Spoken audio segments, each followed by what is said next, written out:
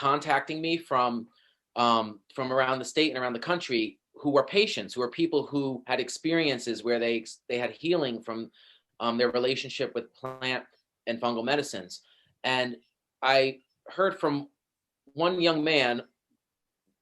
I say young because I'm also young. I don't think we're that far apart in age, but one young man who told me his story, and then trusted me enough to introduce me to his family, and then started coming to the State House and talking to other legislators about his experience and educating them about how the medicines helped him and his family. And so I'd like to invite these brothers up now, Ryan and Rory. Well, not up, but it's your chance to speak here on the screen. So we're going to unmute you. And if you've spoken already, can you mute yourselves? Thank you. Hi, thank you, Brian. Dad, can you turn that volume down a bit? It's echoing. Yeah, hi. My name is Rory Van Tyne, and I'm here with my brother Ryan. Hi. We are extremely passionate about this bill, and we want to thank you, Brian, for putting this on, as well as Decriminalize Nature. I guess what I have to say is more of a testimony to the nature of these substances, because I guess a little backstory on my story. I struggled with heroin, opiates, heroin for 10 years and methadone for 7 years.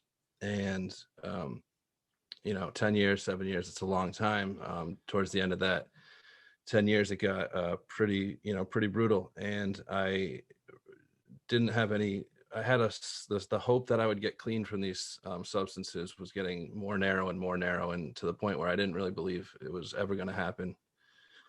And in November of 2019, I had an ayahuasca experience, and immediately overnight I stopped using heroin. But at that point I was still on a very high dose of methadone, like a high dose, like 120 milligrams, which is a significant dose. And so at that point I had to decide, I was trying to decide what to do. And luckily, I had the experience of the ayahuasca. I also had, supportive people, which is super helpful when it comes to psychedelics, in my opinion. But yeah, so the next 3 months I got from 120 milligrams down to 0 milligrams, and I've been off opiates ever since. And so it's more of just a testament to how healing these substances can be. And that's what I'm most passionate about at this point, because I really don't think that there was anything else other than, because my family had been there throughout it all. So I don't think there was anything else in this life that would have catalyzed me to realize how beautiful and miraculous, life is, other than this ayahuasca substance, which, like Rick said in the comments, is a DMT brew. So that's all I really have to say. I don't know. Ryan might want to speak on that. I was going to say that I struggled with substance abuse too, in different ways, and really bad depression through my early 20s. And I found psilocybin. I found studies and ended up growing psilocybin and having an experience, which later I introduced, ayahuasca to Rory. And these substances have changed our lives. And the one thing I would like is that, I wouldn't have to go through illegal back channels to have that experience. I think that it's really a tragedy that people that are suffering don't have access to these things, because me and Rory both tried to deal with our mental illness through every route that was legally allowed. And illegally. And illegally too, but the pharmaceutical route, the medical model, it did what it could, but it didn't help. It didn't help get to the root of our problems. So finding an alternative was a miracle, I guess. And just one more thing, like my father's a medical doctor, psychiatrist, and so I wanted to. Brian and I talked. It would be nice if, I think he might want to say a couple things if you guys are willing to listen to it at least.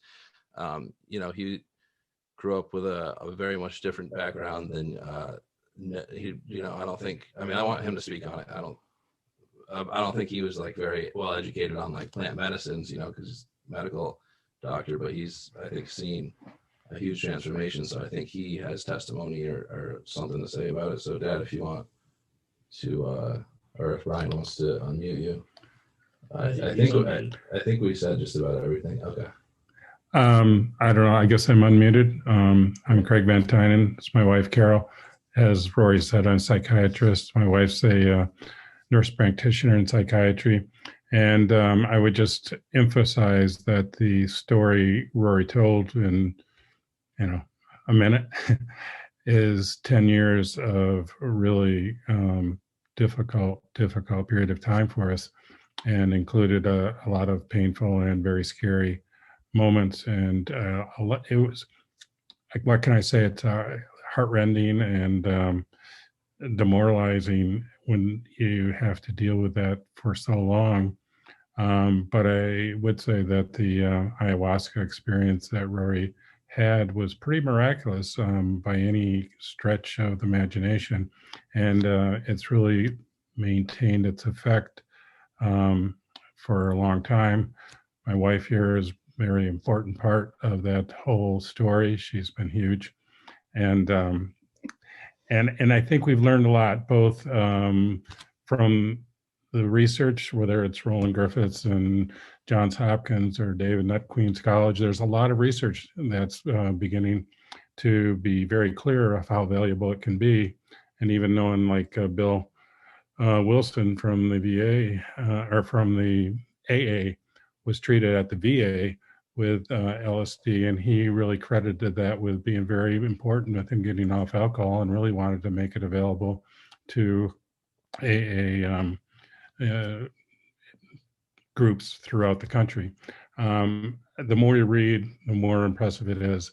And I would just say that I think not allowing people to have these plant medicines, I mean, basically it's back to politics against Nixon and and stuff. A lot of things are politics, but to know that we could potentially make these available for people to be able to utilize, as people have used them for thousands of years throughout the world, would be a very positive thing. And I really would be supportive of that, and can talk about how valuable it is from a personal point of view, seeing what's happened with Rory and Ryan. And thank you for a chance to let you know our experience. Thank you. And once again, I'd like to thank your family for having the courage to reach out to me and to trust me. And it wasn't immediate. We started talking, we got to know each other, and then Rory and Ryan got the courage and started being more public. And did you guys want to say anything about the cultivating connections piece before we move on? Because I think that's important, where this has led you. Okay, I'm going to unmute you again, and then we'll move on. Yeah. Dad, you got to turn your volume down. Thank you, Brian, so much. My brother and I just started doing this not-for-profit YouTube channel, just kind of documenting our story and what we've been through. And I think, trying to promote education and integration resources for people with psychedelics. And we found that the most important thing for us was connection. The psychedelics showed us that. And after our experiences, developing that connection and cultivating it was the thing that kept us going and kept us growing. So we started a nonprofit. It's Cultivating Connections. And our goal is really to increase avenues for people to connect, to share stories. We do a weekly Zoom call also where people share their experiences, and everyone's welcome to join. We'd love to see, we see some familiar faces already, but we'd love to see more of you guys. And it's, if I'll just put it in the chat. It's Cultivating Connections on YouTube, is like just us talking about our story and giving people perspective on like what it's like from our subjective experience, and then there's also a website if you guys want to check out. And if you send us an email, we can send you the link to our our Thursday night Zoom meeting. So and we'd love to talk more with anyone who's interested. And thank you so much to Brian, and thank you so much to everyone that's here, because I'm super passionate about this, and this is the only thing that one of the major things I want to work on. So thank you so much. And I'll put that Thanks in the chat. again. Yes, thank you again. So next we're going to have